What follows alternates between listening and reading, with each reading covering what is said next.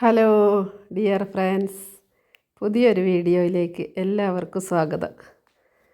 ഞാനിന്ന് നമ്മുടെ വീട്ടിൽ തന്നെ ഉണ്ടായ കാച്ചിൽ, ഇവിടെ കണ്ണൂർ ഇതിന് നീട്ടിക്കിഴങ്ങ് എന്ന് പറയും. ചില സ്ഥലങ്ങളിൽ മാത്രം, ചില സ്ഥലത്ത് കാച്ചിൽ എന്ന് തന്നെയാണ് പറയുന്നത്. അപ്പോൾ ഇതിനിടയ്ക്ക് ഞാനിത് കിളക്കുന്നൊരു വീഡിയോ ഇട്ടിരുന്നു. അപ്പോൾ ഇന്നിതൊന്ന് ഒരു പുഴുക്കാക്കി വെക്കാമെന്ന് വിചാരിച്ചു. അപ്പോൾ ഞാനിതൊന്ന് കഷ്ണാക്കി എടുത്തിട്ടുണ്ട്. ഇത് മുറിച്ചിടാൻ വേണ്ടി ഇന്ന് ഞാൻ വരാന്തയിലാണ് ഇരിക്കുന്നത്. ഇവിടുത്തെ കുറച്ച് കാഴ്ചകളൊക്കെ കാണാമെന്ന് വിചാരിച്ചു. പിന്നെ ഇന്ന് ഇവിടെ കറണ്ട് ഇല്ല, അതുകൊണ്ട് തന്നെ അകത്ത് വെളിച്ചം കുറവായതുകൊണ്ടും പുറത്ത് വന്നിരുന്നിട്ടാണ് ഇത് മുറിച്ചിടുന്നത്. പിന്നെ കാച്ചിൽ നല്ല ടേസ്റ്റാണ് ഇങ്ങനെ വെച്ചാൽ. എന്നിട്ട് ഒരു ചമ്മന്തി, ഉള്ളിയും കാന്താരിയും ഒക്കെ ആക്കിയ ചമ്മന്തി കൂട്ടി കഴിക്കാൻ നല്ല സൂപ്പറാണ്. ചൂടോടെ കഴിക്കണം, അതാണ് അതിൻ്റെ ഒരു ടേസ്റ്റ്. തണുത്ത് പോയാൽ അത്ര ടേസ്റ്റ് ഉണ്ടാവില്ല. അപ്പോൾ ഞാനിതിൻ്റെ തൊലിയൊക്കെ നന്നായി എടുത്ത് കളഞ്ഞിട്ടുണ്ട്. അത് പുറത്തുള്ള കാഴ്ചകളായതുകൊണ്ട് തന്നെ ഞാൻ കുറച്ച് സമയം അത് നോക്കി ഇരുന്നതിന് ശേഷമാണ് ഇത് മുറിച്ചിട്ടുകൊണ്ടിരിക്കുന്നത്. എനിക്കിങ്ങനെ വീട്ടിൽ നാടൻ കറികളും അങ്ങനെയുള്ളതോടാണ് അധികം ഇഷ്ടം.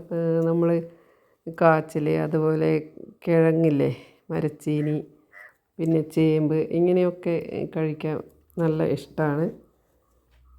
നിങ്ങൾക്കൊക്കെ അങ്ങനെ ഇഷ്ടമാണോ എന്ന് കമൻറ്റ് ചെയ്യൂ. നിങ്ങളുടെ നാട്ടിൽ ഇതിന് കാച്ചിലെന്നായിരിക്കും പറയുന്നത് അല്ലേ.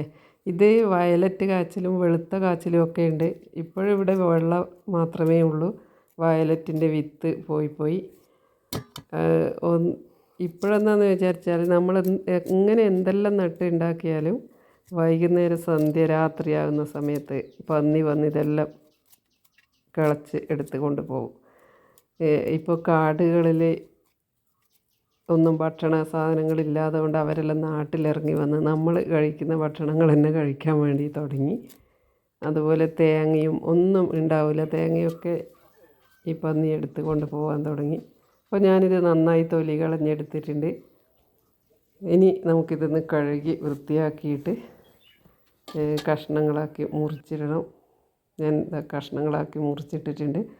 ഇനി നമുക്കിതൊന്ന് വേഗം അടുപ്പത്ത് വെക്കാം. ഇതിന് സാധാരണഗതിയിൽ മഞ്ഞളൊന്നും ഇടാതെയാണ് പണ്ട് കാലത്ത് വെക്കുന്നത്. അതുപോലെയാണ് ഞാൻ ഇന്ന് തയ്യാറാക്കുന്നത്. ആദ്യം കുറച്ച് വെള്ളം ഒഴിച്ച് നന്നായി ഒന്ന് തിളക്കുന്നത് വരെ നമുക്ക് അടുപ്പത്ത് വെച്ച് വെയിറ്റ് ചെയ്യണം.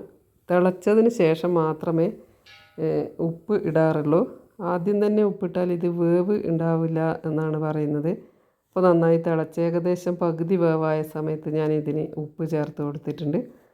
എന്നിട്ടൊന്ന് ഇളക്കി യോജിപ്പിച്ചിട്ട് കുറച്ച് സമയം കൂടി അടച്ച് വേവിച്ച് വെക്കാം.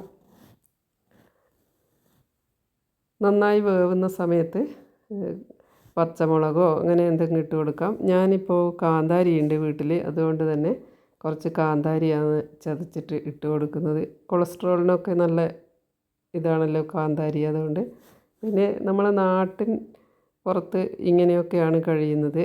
പിന്നെ കുറച്ച് കറിവേപ്പിലയും ഈ ചതച്ച കാന്താരിയും കൂട്ടി ഇട്ടിട്ട് നന്നായി ഒന്ന് ഇളക്കി യോജിപ്പിച്ച് കൊടുക്കാം. അതിന് ശേഷം ഇതിലേക്ക് വാങ്ങാനാവുന്ന സമയത്ത് നമുക്ക് കുറച്ച് പച്ച വെളിച്ചെണ്ണയും കൂടി നനച്ച് കൊടുത്തിട്ട് വാങ്ങിയാൽ പിന്നെ സൂപ്പർ ടേസ്റ്റാണ്. എല്ലാവരും ഇതൊന്ന് ട്രൈ ചെയ്ത് നോക്കണം. ഇത് ഇപ്പോൾ കടകളിൽ നിന്നുമൊക്കെ വാങ്ങാൻ കിട്ടുന്നുണ്ട്. അപ്പോൾ ഞാൻ വെളിച്ചെണ്ണയൊക്കെ ഒഴിച്ച് കൊടുത്തിട്ടുണ്ട്. അത് നന്നായി ഉടഞ്ഞ് വന്നിട്ടുണ്ട്. കുറച്ചൊക്കെ ഉടച്ചിട്ടുള്ളൂ, ബാക്കി കഷ്ണങ്ങളായിട്ടും കഴിക്കാൻ വേണ്ടി നല്ല ടേസ്റ്റാണ്. അപ്പോൾ താങ്ക് യു.